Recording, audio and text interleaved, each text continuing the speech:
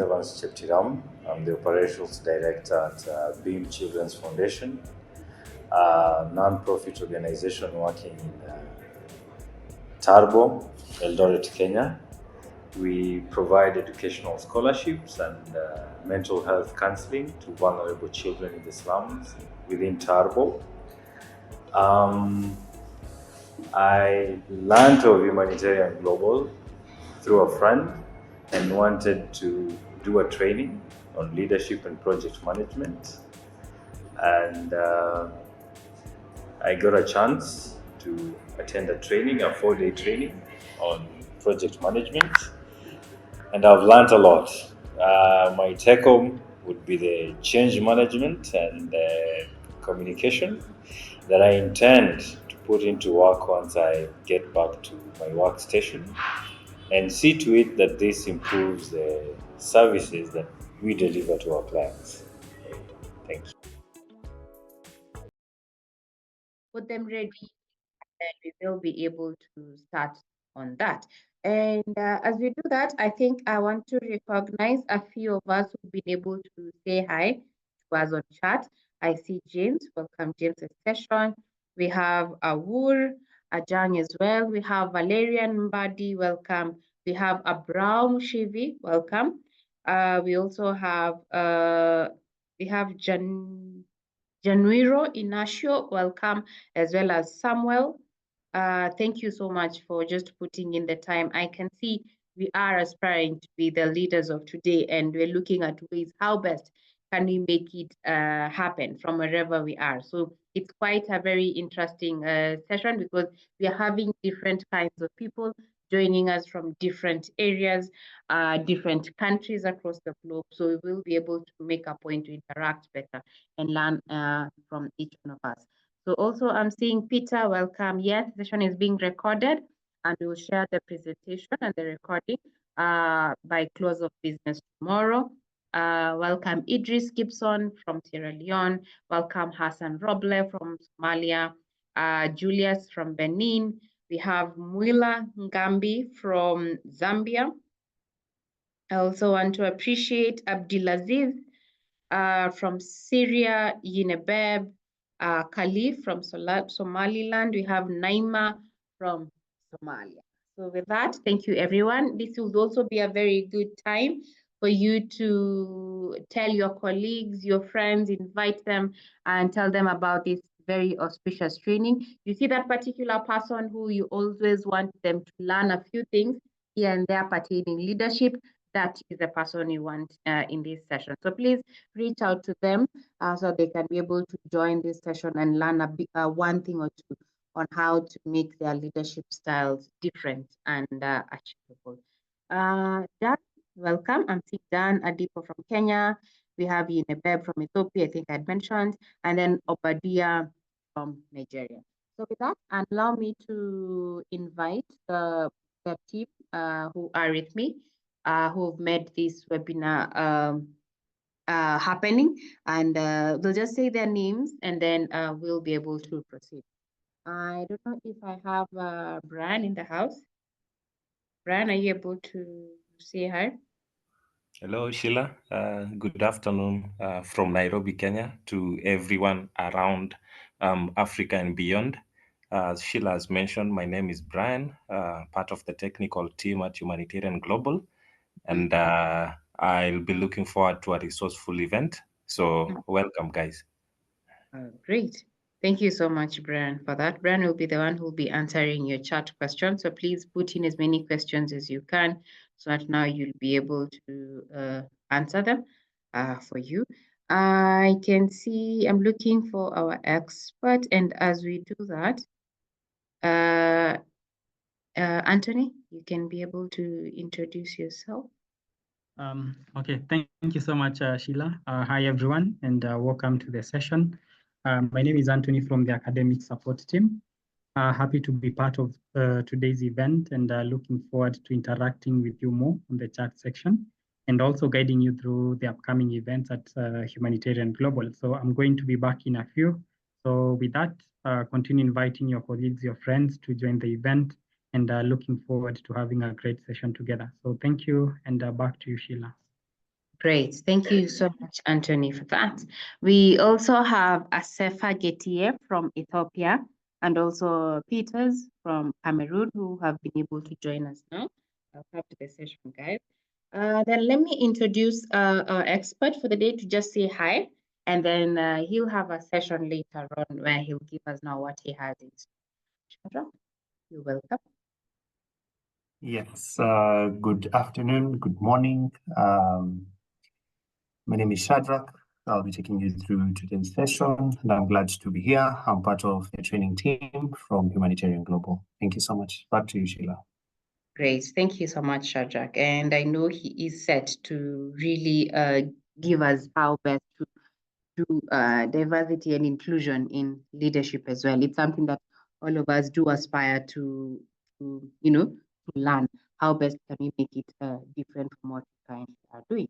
So with that, I think I will bring back Anthony to be able to tell us what he has in store or what Humanitarian Global have in store for us in the month of September.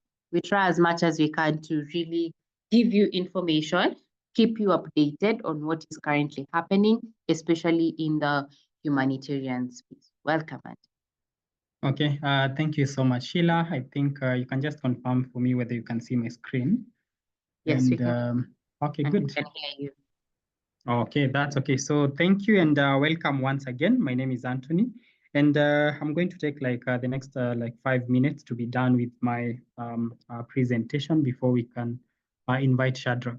So what I would like to focus on is just giving you a few tips here and there, because I know based on today's event, most of us would be asking, is there a further training to what we have been able to cover today? So the answer is yes, because we do have so many of these training. And as we head over to the last quarter of the year, we do have so many upcoming events.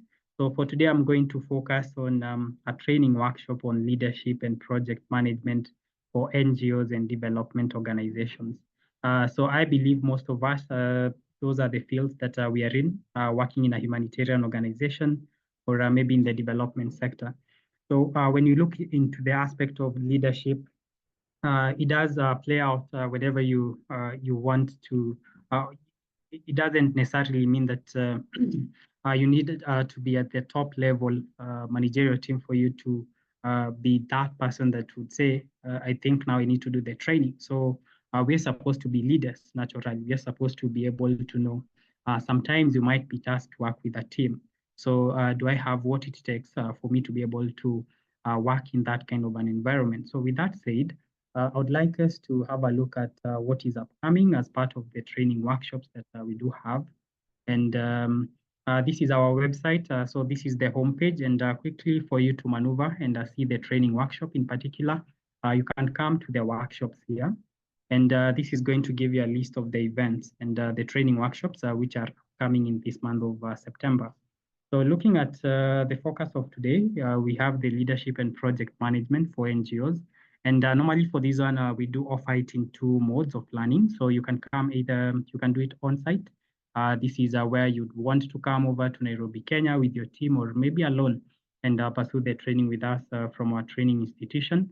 Alternatively, you might also want to do the training online. So we do offer those two modes of learning, and you can always specify that as you do the application. So with that said, for you to be able to see the training outline and understand more about what is going to be covered, I would like to quickly take you through that. So you're going to find more details here. So let me look into the training program and just quickly skimming through what you anticipate to be covered in this comprehensive course. So this is a very comprehensive course, and you can see based on the first module there, we look into the project management fundamentals and leadership essentials. So as part of what we cover under that module, we have, trying to take you through understanding the project management. We look into the significance of project management. As you can see there, looking at another aspect that we cover in that module, we talk about the leadership in project management, and you can see the subtopics there, the mini subtopics there that we're going to cover. We do also take you through the project management framework as well as we wind up on the first module. So you're going to have an access to this link, and my colleague is sharing the same details in the chat section so that you can have a look at the detailed training outline for this. So the second module is about the project initiation and stakeholder engagement. So looking at the strategic project initiation, and then we look at the stakeholder analysis and also engagement. We look into the roles and responsibilities, and you can also see the detailed mini subtopics there that are going to be covered in this course. The third module, we look into advanced project planning and risk management. And among the key areas that we look into, we talk about the project scope definition. You can see the mini subtopics there. We also look into the work breakdown structure. We talk about the cost estimation and budgeting. We talk about the project schedule development. We talk about the risk management. We also look into the project baseline and change control. And you can see it's quite extensive, especially for module number 3. Sorry. Looking at the final module, the second last, we look into the aspect of leadership. And this is in project execution and also team development. So I know this is maybe where most of us fall into. So here we try to look into the execution phase essentials. We also look into the aspect of team development and leadership. So this is very key. So whenever we look into whenever we want, whenever we are working on a project, so working with the team and knowing how best you can be able to get the very most from each and every person or each and every party within the team, it's very important. We also look into the aspect of communication, and that's why we talk about effective communication. We look into conflict resolution and also decision making. We do also have their project review and oversight. So quite detailed, and you're going to have a look at that. Finally, we also look into the aspect of post-project analysis and continuous improvement. And among the key aspects there that we look into, the strategic project closure and project post-project analysis. We look into the project closing activities. We also look into the project post-project analysis and continuous improvement. We talk about the leadership impact on project outcomes. We have the strategic thinking in project management, and also finally, but not least, trying to look into personal leadership action plan. So you can see, I've tried just to skim through. It's a very detailed outline there. And this is trying just to also depict a snippet of what you expect to be covered. The training is really hands-on, and also trying to draw from very many cases, trying to draw from experiences from the different people undertaking the training. So that means you'd always get that experience, and we also get to learn from your experience as well as we take you through these particular training. So the easiest thing is that you can be able to register as an individual. You're going to find the form there. You can also register as a group, and then we can have your details and guide you through. Alternatively, just share with us your details on the chat section, and then you can be able to get assistance from our team. So maybe the dates. So for this month, we do have the training happening from 23rd of September all the way to 4th of October. So that is the online class. So that is happening from 23rd of September all the way to 4th of October. And normally we do the session, we have like, we do the training across the entire week. That is from Monday to Friday. And that is going to be you dedicating 2 hours of your time per day. And mostly we go with the evening time based on the East African time zone. So that is normally from 7 p.m. to 9 p.m. so that it can be outside your working hours. So with that flexibility, I do look forward to having you join us for this training. And with that said, do not hesitate to start us on the chat section in case you have any inquiries. So thank you so much, and looking forward to having you join us for this class. So back to you, Sheilah. I was saying hi to Jamal, Jamilu, and Michael from South Sudan. And apologies, George. I think I went mute for some time. And I believe now you can be able to hear me speak. So with that, I think I want to bring on board Shadrack to take over the section. Please make use of the chat feature, make use of the chat feature, make use of the Q&A section, especially as Shadrack is talking and maybe there's something that you've had and you want to ask a question. please put it on chat so that now on chat or Q&A, so that now we'll have a chance to ask him all these questions that we have pertaining diversity leadership. Welcome, Shadrack. Thank you so much, Sheilah, and the team from Humanitarian Global. Always awesome to work with you guys. So quickly, let me share my screen so that we can begin our session this afternoon. All right, great. I want us to begin and just take a look at unlocking the power of diversity and inclusion in project management and leadership. If you can just give me a thumbs up if you can hear me loud and clear, that will be good. Am I audible enough? Brilliant. Thank you so much. So would like to dive into this topic.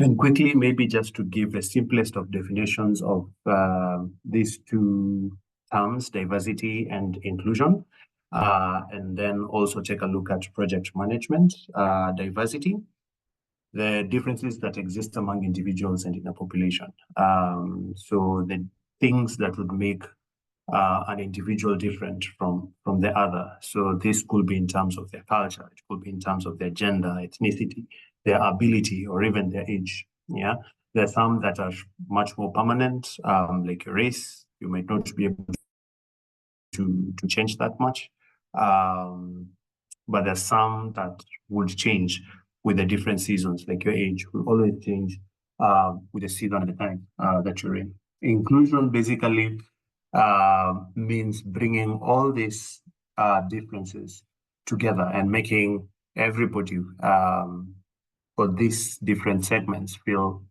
welcomed, valued, supported, listened to within a setup of either a group or an organization. While now project management looks at how we apply different knowledge, principles, and skills to a project so that you're able to achieve the objectives, so the goals and the aims of that particular project. So bringing in diversity and inclusion into project management is the sole responsibility, if I may put it that way, of the project manager or the project lead. So from the project, then as you move up, we'll see we've got programs, that is a collection of many projects and maybe portfolios, and these portfolios feed into an organizational strategy. So as we look at it, let's look at it in terms of a structure that feeds into a greater or a bigger strategy. And all through this particular hierarchy of programs and projects and portfolios, we are working with different individuals, and you're working with different resources. So coming back to a project level where all of us would interact on a day-to-day basis, then we talk about the project lead, who is basically the link between the organization and also the donor world and the project participants. So the project lead plays at the very most some three very critical roles that we will be talking about, and we'll be taking a look in the next few minutes. The first thing is basically then being able to articulate the strategy and the internal business operations of an entity or an organization, one to the team and to the project participant, and also to the donors. So here you're talking about them being able to understand and articulate the vision, the mission, the strategic aims, what is the organization striving to achieve at the end of the day. And when you talk about internal business operations, you're talking about the policies, the processes, the procedures that come together to actually drive the vision, mission, and the strategic aims of an organization. So they need to be able to understand that business part of the organization that exists, why the organization exists, why they do the things they do, and why they do them the way they do in a day-to-day setting. Then he needs to be able to bring in the technical understanding of the sector. So if they're implementing a WASH program, they need to bring in that technical understanding of WASH programming. So looking at two levels. The first level is the external level, where you're looking at the legal framework, for instance, of that particular sector. You're looking at other stakeholders or other networks that will be having an interplay with the project. And then what are some of the issues that are happening within that particular sector, the trends, the innovations that are at play in addressing issues within that particular sector. So looking at all these environmental issues within the sector and bringing them into the project and giving leadership in this. Then finally is leadership skills, negotiations, communications, and people management skills. And it's on this last bullet that we want to build the power of diversity and inclusion, because it's through the people that we work with on a day-to-day basis that diversity comes in. And how do we tap into that diversity to make our programs much more successful and make our programs better? So what is this leadership skills and people management skills, and how does it interplay with program management? When it comes to diversity, then in a project, then we will talk about interaction of people or managing people, and it's the people who are central really in a project. So we look at diversity playing two critical roles. Number one, it plays a role in the project team itself, but more importantly also in the project participants. So you need to be able to, as a leader, take a look at both levels. How is diversity presenting itself in my team? And how is diversity playing out in the participants that we are reaching out to with our program? Be it a humanitarian project or be it a development project. So looking at those two aspects, we'll try to see how we can be able to bring in diversity and work within it so that we can be able to achieve more. So in your program team, then you have the different functions or the different individuals that bring expertise into the team. This could be your finance people, it could be your team that is bringing casework experience to it, could be your system developers, the people that are basically putting their blood and sweat into the project, the people who are actually doing the work. These are the people that you're talking about as a project team. Your project participants are the people who receive the services that you are providing. This could be your children that you work with. This could be the women or the children of the young adults or youth that you're working with. So how is diversity playing out? How are they being included? How are they receiving the services? How are they being sent further back in terms of not accessing your services? So that's basically the whole thing that we'll try and play out. So we are saying that understanding diversity and how to capitalize on it as a project leader is one of the sure ways to enhance success and innovation.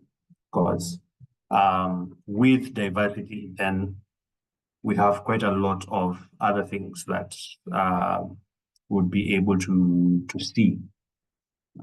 Sorry for that slide, it's a bit off. Let's see if we can be able to take a look at it much better. Okay, I'll be able to walk you through it anyway. So what does diversity bring into a project? One, creativity and innovation, because as you bring people from different races, genders, abilities, ages, then you're able to tap into the experiences that they already have from wherever they're coming from, or forever project teams that are with, looking at organizations that have various project teams that keep shifting and keep morphing and coming together. So they have different experiences, they have different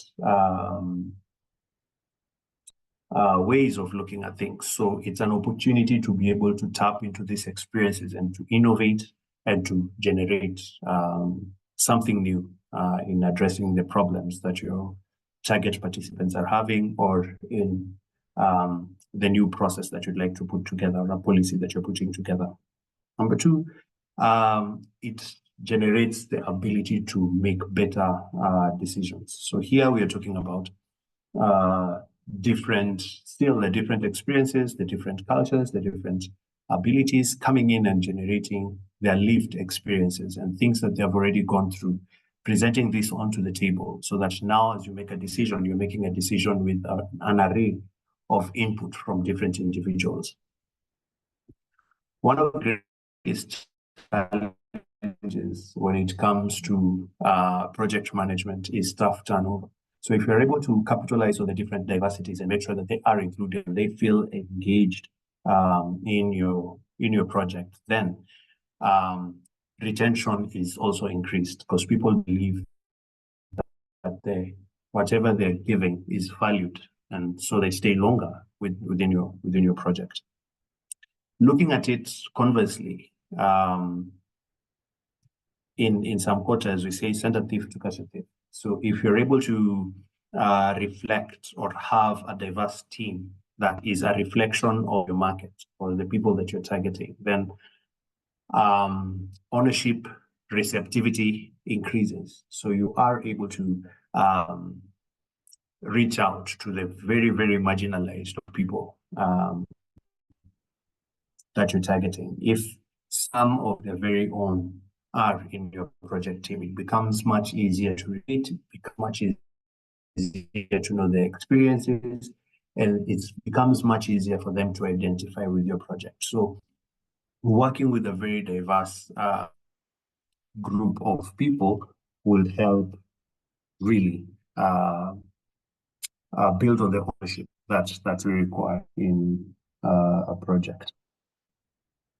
We promote diversity in our project. So I'll be able to take a look at this from the two lenses that I've talked about. The first lens will be from a project team perspective, and then the other lens will be from a project participant's perspective. Because as a leader, you need to be able to take a look at both.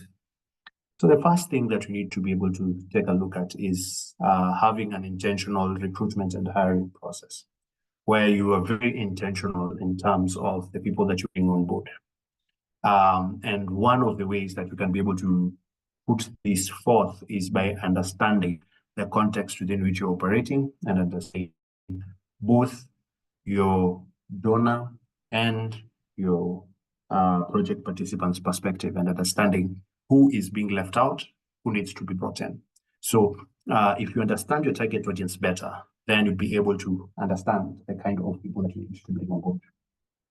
On the other side is also understanding what your donor requires you to deliver. If you're able to articulate that well, then you'll be able to understand who needs to be in the team, in terms of their roles, in terms of what they need to deliver, and the kind of expertise that they need to bring to the team. So, two aspects: a diverse team that both has the technical competency, but also is a reflection of the people that you want to reach, so that you build on the ownership and the relatability of the project. Something else as a project leader will be to dive into training and development, making sure that you sharpen your skills so that you're able to understand diversity, equity, and inclusion aspects that we are talking about today. The more your project team understands this, the more the individuals within the organization understand what diversity is, what equity is, how to bring these people on board, the more you'd be lending yourself to actually realize and embrace diversity within the team and also within the project. Providing equal opportunities for different team members and having a culture of open communication is also another thing that can actually help promote diversity, because different people have different experiences. They come from different cultures, and they can be able to plug in and just help move the team to another level. And this, just the other day, I had a conversation with one of the Uber drivers, and they were telling me about how the father would always use the same driver or a cab driver to move them from one part of the city to another. Yet they've got, we already have mobile apps that you can use to actually hail taxi services, but the father will still rely on the one person. So they would waste much time just waiting for this person to be able to come. So just working with different people or young people for his case, then he's able to be, save on time by just using his mobile phone to actually hail a cab and actually move from one point to another. So giving people that equal opportunity to bring forth a new idea to the table is something that can also help embrace diversity. That opportunity to also have different individuals either in a team meeting or during an exercise that you're actually doing builds their confidence, and they'll be able to come out, so they won't be marginalized or pushed to the back burner. So the other thing would be just realizing that there are certain biases that we keep reinforcing in teams and in projects. Being aware of that either through training or through policies, procedures, basically your internal business processes will be another way of making sure that you promote diversity in our project teams. So if you have a very good policy, then you'll be able to intentionally address any biases that would come based on either race or gender issues that would be playing within the team. A case in point that maybe I can be able to highlight is as something as simple as inviting different partners to a meeting. Most of the time we just say, hey, we'll be having this kind of a meeting. Maybe it's a review meeting like the one that I'm currently facilitating for one of the projects that I'm handling. And we'll just ask our partners to nominate maybe 2 people to come for the training. And over again, you get to see the same individuals being nominated and coming for these particular review meetings. But we reinforce maybe through this blanket invitation, maybe we could be reinforcing a bias towards the individuals that regularly come. Maybe there are people with disability in these particular organizations that, if given an opportunity, would be able to help us address issues about the project in reaching persons with disability. So one of the ways that you could be able to address this is maybe as you do your invitation to be clear on your statement that ask or request the partner to be cognizant of the different diversities that could exist in their organization. So ask them to consider gender, to consider ethnicity, to consider age, to consider ability as they nominate, so that you are intentional in advising them on the kind of individuals that you'd want to bring into the meeting. So again, what are some of those biases that we could be reinforcing by not being intentional in promoting diversity? Those are some of the things that you can also use to help promote diversity within your project. Celebrating diversity is another way. Just recognizing that you're different and you have different abilities, different experiences that you're bringing into the team. So just noting that, yes, we are different, and each of these differences has a role to play. So it's not by default that we found ourselves in the project, but rather we were carefully selected, brought together so that we can be able to complement each other, so that we can be successful. So celebrating that diversity will be something that can also promote diversity in our programs. And then finally, understanding our target audience. Just being able to look at what is the problem, who's affected by the problem, and to what extent are they affected. Is it because of their race? Is it because of their age? Is it because of their gender? Is it because of their ability? If you can be able to really break down your target audience so that you can actually see the trees instead of the forest, then you'd be able to respond appropriately. And by doing so, you might want to have either a team member that can actually reach out to a group that is highly marginalized or at the back burner. So how do we incorporate diversity, equity, and inclusion analysis in our problem identification? Is this something that can be embedded such that when you're doing your situational analysis or your problem analysis or your needs assessment, this can also be included therein so that you can be able to pull out the issues that the diversity, the gender issue, the equity issues that make part of your target audience be left further behind. So once you're able to integrate this, then you'll be able to understand what diversities exist within our participants. How can we be able to address or bring equity in the way we implement our program? And as you continue to work on this, it has a knock-off effect on other areas. It has a knock-off effect on your cost. It has a knock-off effect on your human resource, and it has a knock-off effect also on the time frame that you will take to actually deliver your project. So if you're able to consider all this, then by extension, you'll be bringing different people together. You'll be bringing the diverse populations together. And that could also mean you need to reflect on your team as well. Yeah.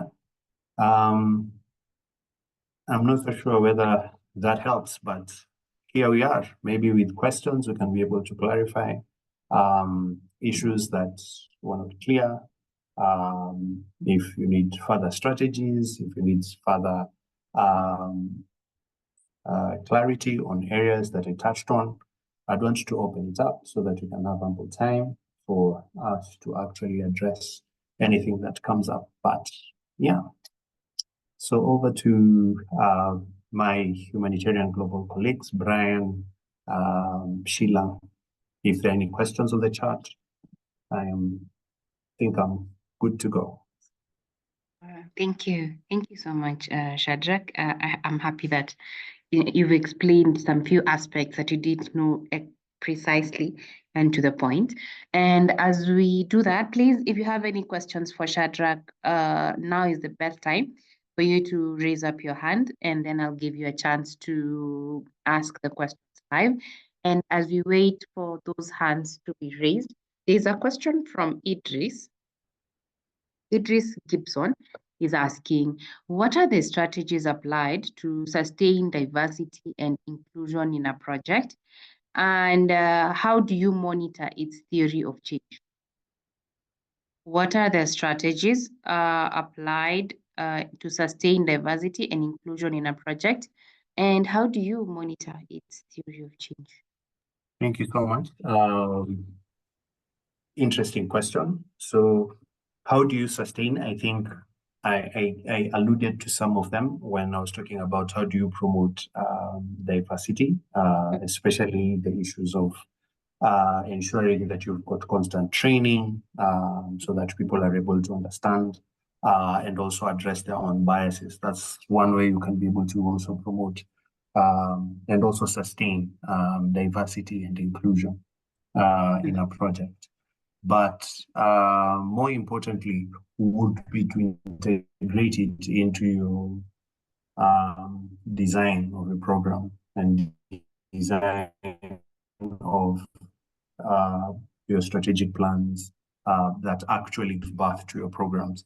So that as you implement your strategic plan, as you implement your programs, it's something that is intertwined.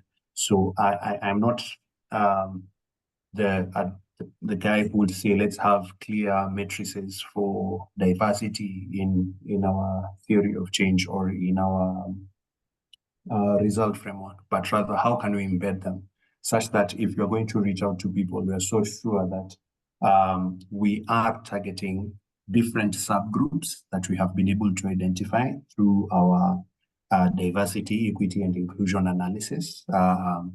And that as we implement, we are cognizant of these diversities and how these diversities further align or further push people to the back burner. So if we're able to integrate this into our own design of the project, then as we evaluate, as we monitor the project itself through our monitoring plans, then this would have been embedded. So we'll be clear that we need to look at these subgroups as we interact. So that way you'll be able to monitor diversity on a day-to-day basis and throughout the life of the project. I hope I've been able to address that question. Sheilah, back to you. Thank you for that. And another question here from Lamin, he's asking, how do we address equity in a team environment? How do we address equity in a team environment? Wow, that's an interesting one, and it could be a tricky one. Yes. It could be a tricky one because by nature we are social. Nature at times, in the case of a project team, you'd want understanding what diversity is, that we are all different and all move at different paces, then factoring in regular time slots, face-to-face instances whereby we can be able to talk to our team members, especially those who feel are not as proactive and as outgoing as the others. Just having time with them so that you can be able to either give feedback, just get to hear what they're saying, so that you have an opportunity to also draw them into the team, will be something that I'd be able to say works, especially for those who are, I didn't want to use this word, but maybe closed up and introverted. Then how do you actually reach out to them? How do you give them and spur them to actually contribute, either in team meetings or in brainstorming sessions? How do you draw them out so that they can actually participate in what is going on? That's one way you can be able to ensure that there is one of the things that I have done with my team is to give them an opportunity to present something that you have observed they're good at. So by so doing, they're able to break the shell and they're able to come out and they're able now to talk. And this I do on a rotation basis so that everybody gets an opportunity to actually share something, even though they didn't get to do it or they did it as good as the rest, but just giving each individual an opportunity to interact and share how they did an aspect of project management to the rest of the team also helps build that equity and draw everybody much closer. But it's normally a tricky thing, especially when you have deadlines and you have things that you need to do. You end up finding that you've already done it, and deliberating it also helps. Yeah. Okay. Thank you for that. There's this interesting question. Can you give more light on how policies on diversity and inclusion can be developed and monitored in an organization? How can we make policies on diversity and inclusion be developed and monitored in an organization? All right. Development of policy basically, from my perspective, comes from a need and a realization that really there's a gap somewhere. One of the things that we did when we didn't have, for us, we call it gender equity and social inclusion policy as an organization. We didn't have it, and we were implementing very big projects. So one of the things that led us to that point was having an evaluation that also focused on how gender transformative we are. Yeah. Mm-hmm. So that aspect brought out the element that, okay, we might be missing out on some subset of individuals, project beneficiaries and participants. So we had to go back because we didn't have a document that could really compel us to actually look at different subgroups or the diversity continuum of individuals. So it prompted us to go back and put together something that would guide the project and say, okay, fine, we'll need to take a look at, we'll need to analyze our target audience much better in terms of the different diversity, in terms of how they have been excluded in our services.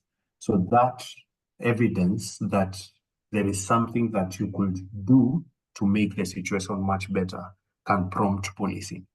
But now that you already know what diversity is and how important it is in project management, then you can just present in your project meeting a proposal to actually reflect on diversity, equity, and inclusion in your different projects, so that now you can be able to understand where you are at and now work backwards and state a solution which would be having the policy in place.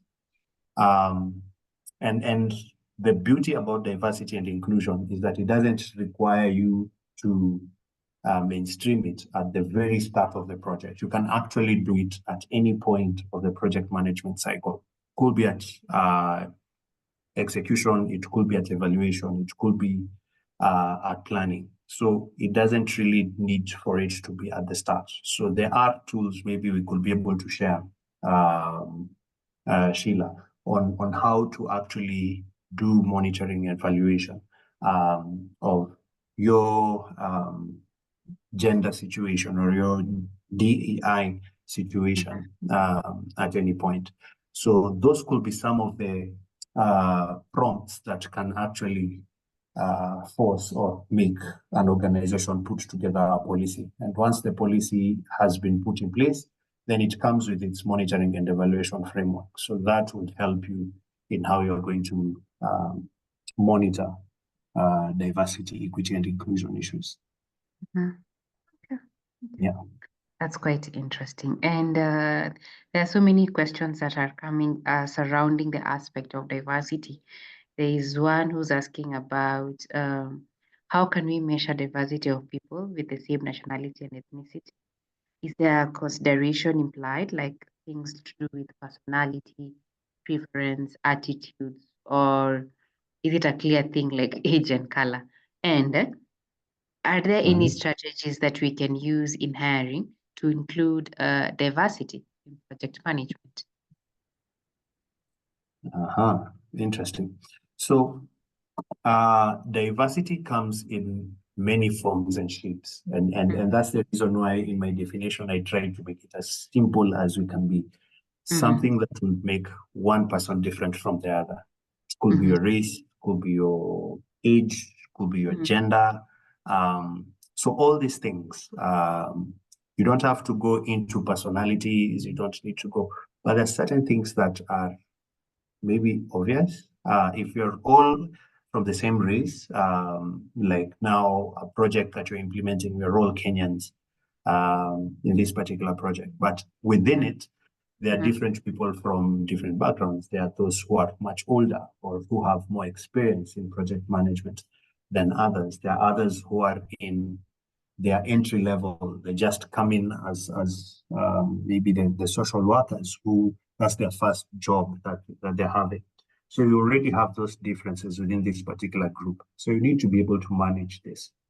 It could be different cultures. Some cultures do things in a certain way. Others don't. You're still the same nationality, but in terms of how you do your things, they're different.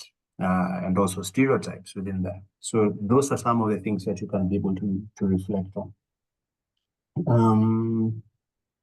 In terms of diversity, I didn't get the second part of the question. If maybe It you was could just... it was more of how do you include aspects of diversity, especially when hiring? Or in recruitment, yes, in recruitment. The basic thing that I've been able to see is the rider that normally comes at the very end of the job advert that you have, and that would be either by nature looking at the kind of role that you're trying to recruit. Maybe it's female dominated, then you can actually have a rider that male candidates are encouraged to make an application. But many organizations will have riders that will say, as an organization, we do not discriminate against race, against sexual orientation, against gender, against ethnicity. So those are ways that you're trying to deliberately open up the space for everyone to be able to actually apply for your job. Yeah. And then now when it comes to your selection, then you have a very good array of different individuals who have applied for that particular position. And now it goes back to your policies. Do you give do you give affirmative action to persons with disability, for instance? Then based on your policy, you address it in your recruitment process.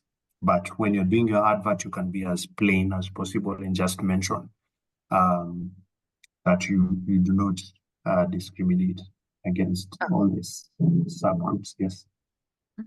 Okay. Thank you for that.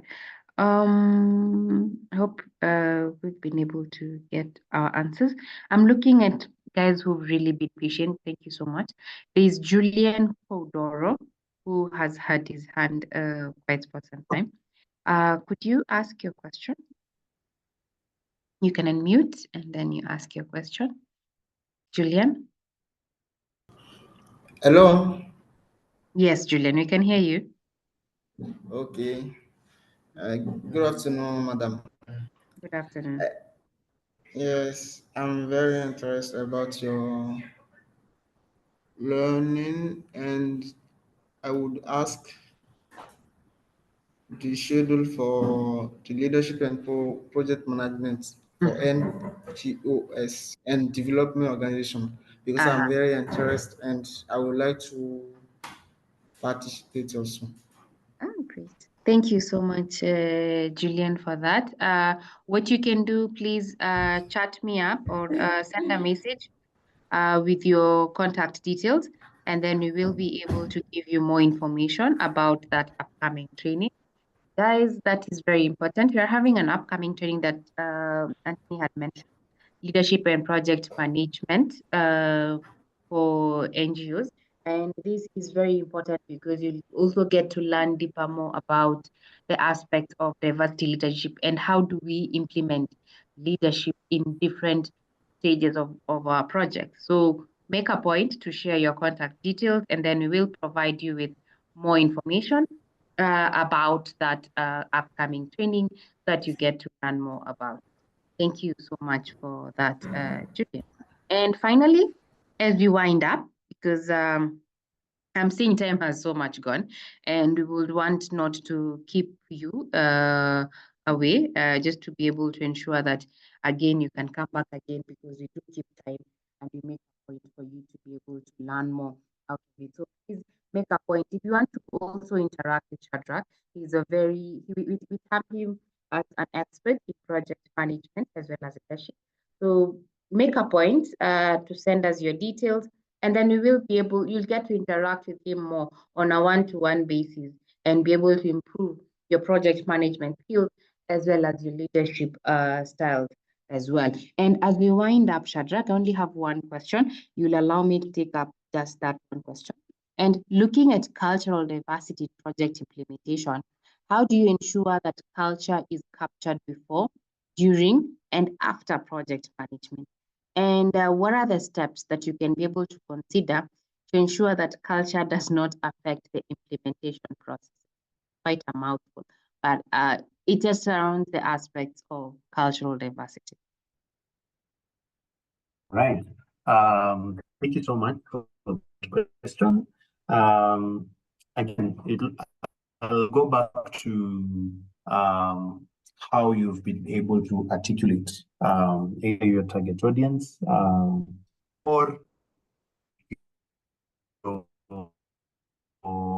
organizational culture, because you're looking at it from two levels. The first level being able to consider culture within it. One of the ways that you can be able to articulate your culture is by putting it maybe in your HR policy that this is how we use culture to actually reach out to different people. Maybe your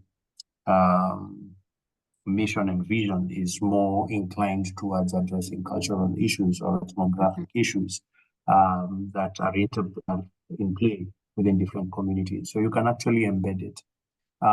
If it hasn't been embedded, then as you do your context analysis, especially for your strategic plan, then it becomes much easier to include culture as an element that you'd want to work with. So when you're doing your SWOT, when you're doing your PESTEL, when you're doing your stakeholder analysis, then this can be able to come out. And as you bring out the issues around culture and how they interplay with the different aspects of your program, then you are able to articulate your problem much better. And as you come up with a solution to it, designing your program, designing a strategic plan becomes much easier to embed cultural issues into the design of upcoming programs and how you're going to monitor that the implementation of this project in terms of your result frameworks or your logical frameworks or your theories of change. And once it's embedded there, then monitoring and evaluating it is much easier. And maybe as the writer of the question has put it, maybe we could have a chat on this when you talk about the monitoring, evaluation, accountability, and learning course as well, that we normally take people through. How do you put together your monitoring and evaluation plan? So that can help translate it into tangible indicators. And how do you capture this in your report writing and actually your reporting? So this is something that maybe we can be able to pick up also in a different course altogether. So yeah. Okay, thank you so much, Shadrack. That has been quite interesting, and we do appreciate the knowledge that you are giving us in just trying to make things better, easier, and workable in our humanitarian space. So with that, I think that marks the end of our sessions for today. Looking forward to seeing you in your other upcoming webinars. Please do check out our website and our social media handles for you to really get to have a feel of what is happening at Humanitarian Global. So with that, allow me to end there. Wish you well and have a wonderful time ahead. Goodbye. Attention humanitarian and development professionals. Are you looking to take your career to the next level? Then you've come to the right place. Humanitarian Global offers self-paced online courses designed specifically for you. With our comprehensive curriculum, you'll build your capacity in the most critical areas of humanitarian and development work. Our course offerings include monitoring, evaluation, accountability and learning, water, sanitation and hygiene, disaster risk reduction and management, food security and nutrition in emergencies, procurement and supply chain management, human nutrition and dietetics, maternal, infant and young child nutrition. With Humanitarian Global, you'll have the opportunity to grow your skills and impact the lives of people in need. Visit our website to learn more about our courses and apply today.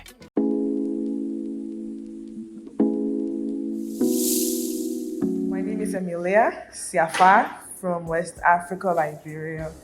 I work for a women's rights non-governmental organization. It's called Sister Aid Liberia, where I serve as the program director on women's political participation and leadership. The last 5 days of the training has been very insightful. I have been able to learn not just from the presentation, but I've been able to gather the information from all the participants on their different experiences and expertise on how they have managed projects directly and indirectly over the years. The information I've gathered from the training are very essential for me since I am directly managing project in my institution, I have been able to identify gaps here and there that I haven't really effectively been good at, or I didn't notice there were gaps, in fact, or they were important to managing the projects that I have managed. Moving forward, I have more information now. I have more ideas. I know new skills and techniques that I can incorporate as I go about managing projects, not just managing, but effectively managing projects for better results and impact. So far, so good. It was great. It was insightful and interesting, and I look forward to, being a participant of other future programs with this institution.